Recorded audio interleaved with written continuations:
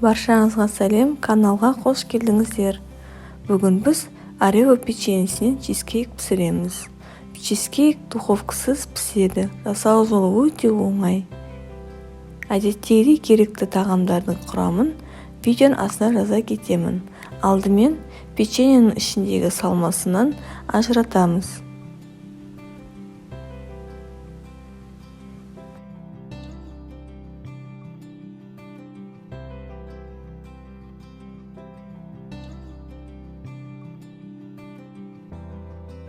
Салмасынан ажыратып алған соң, печеньемізді осындай бір мешокқа салып, алдымен қолдың көмегімен езіп аламыз.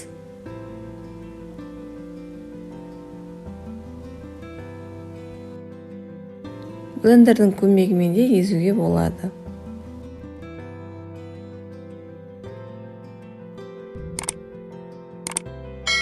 Осылай қолдың көмегімен алдымен бөліп аламыз. Содан соң үстінен оқтаудың көмегімен бір өтіп шығамыз.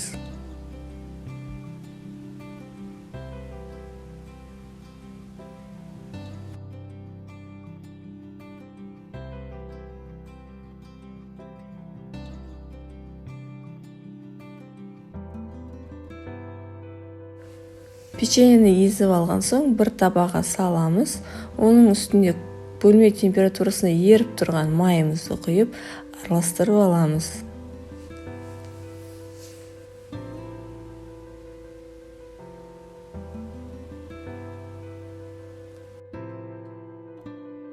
Араластырып алған соң формаға саламыз. Формамызды алдын ала дайындап аламыз. Форманың астына пищевой пленка немесе фольга жауып қоямыз. Міне осылай видеода көрсетілгендей етіп, нықтап қаттырақ басып шығамыз.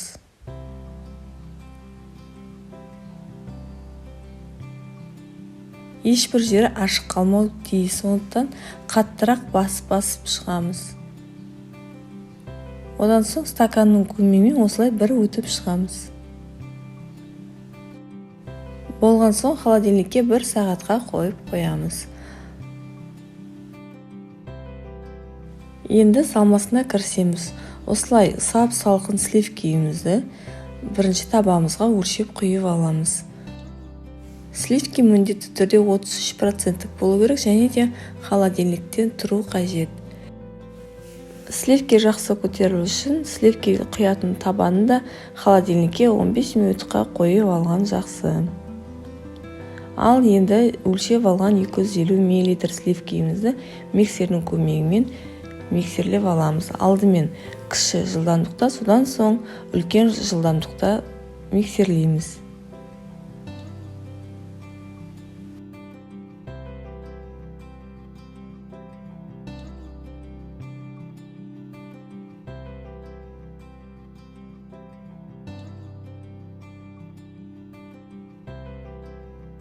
Сливки қоюланған соң үстіне жаңағы алып қалған печеньенің начинкасын саламыз. Біркелкі болғанға шейін тағы да миксерлеп аламыз.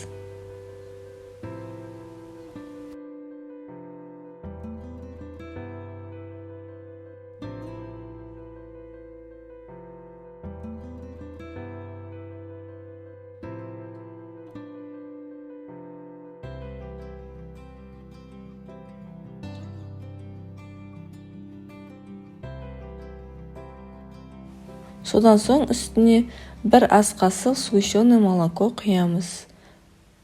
Сгущенное молоко салмасаңызда да болады, ол өзіңіздің қалауыңызша. Міне осылай жақсылап миксерлеп аламыз.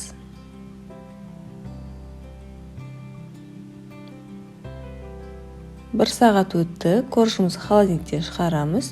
Үстіне банағы дайындап алған муссымызды құйып, үстін тегістеп аламыз.